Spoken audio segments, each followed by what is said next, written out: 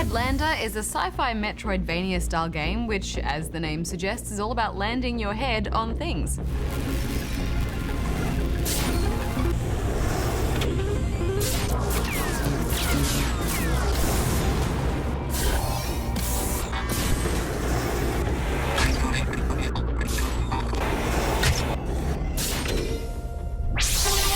This comes to us from the always quirky folks at Double Fine, and their signature quirk is in full swing here. It's a dystopian future where almost all humanity has become immortal by ditching their fleshy bodies for shiny robot ones. Welcome to the future. The dream, Hex, the dream! Yes, it's also the space 70s. Yeah. The world is full of funky 70s decor and fashion, and of course, plenty of shag carpet.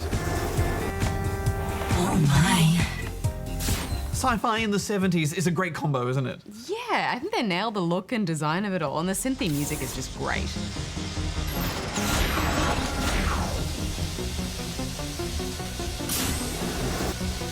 There is also some nice camera work that zooms in or pulls back to really show off the most of the environment.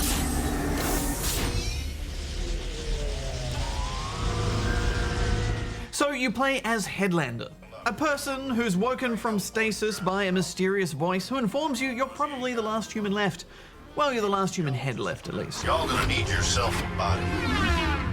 And you soon find out that there's an evil AI called Methuselah ruining society, and it's now your job to stop it. And while you may just be a floating head, at least your head is encased in a rocket helmet, so you can fly. And it can easily attach to any headless body you come across. Yup, anybody. And thankfully, the world is full of robots whose heads you can easily shoot off. Damage received.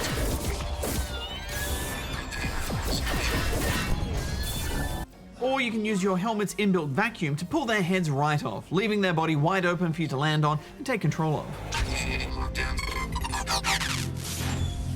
Yeah, it's a strangely satisfying mechanic that opens up a whole lot of variety because you can put your head on pretty much anything.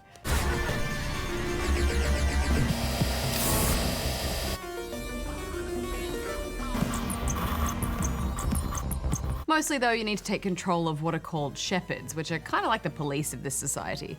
Each shepherd has a color-coded security level along the spectrum of colors. So red shepherds are the lowest and only have access to red doors, Access granted. while violet has the highest clearance and can use any door. Shepherds can't jump or climb either.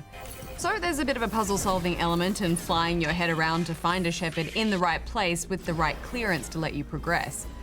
I like how the doors make color-based puns if you don't have the right clearance to use them. That last attempt really blew me away.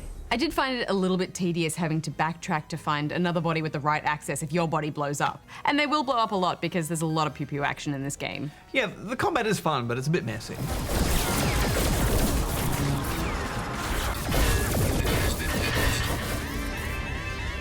Each shepherd's weapon can bounce off surfaces, which is satisfying to use to your advantage. But the higher ranking a shepherd is, the more times its laser will bounce. So firefights tend to be just a mess of lasers bouncing around. Yeah, you can take cover behind things, but I didn't really find that helpful because everything's just bouncing around anyway. Damage received. I usually just ran in and blasted away. Yeah, plus you're really only in danger of dying when you're in head mode. Cease all ambulation.